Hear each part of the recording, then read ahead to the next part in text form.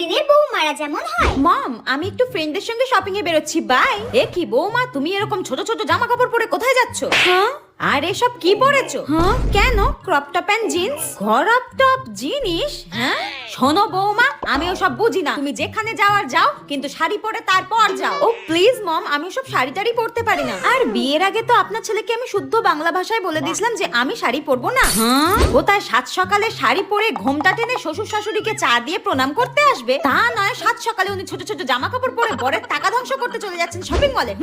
যাই হোক, আমার লেট হয়ে যাচ্ছে, বাই। আরে আরে, চললে কোথায়? রান্না বান্নার কি হবে? রান্নার কি হবে সেটা আমি কি করে জানবো? আপনি করে নিন, নইলে কোনো কাজের লোক রেখে দিন। আমি তো আগেই বলে দিয়েছিলাম আমি সব রান্না বান্না করতে পারবো না, আমার স্কিন খারাপ হয়ে যাবে। হায় ভগবান, এ কি যুগ পড়লো! আমি আজ পর্যন্ত ঘোমটা সরালাম না, আর এই মেয়ে ছোট ছোট জামা কাপড় পরে নাকি বিয়ের 5 দিনের মাথায় শপিং করতে যাচ্ছে। ছি ছি ছি ছি ছি।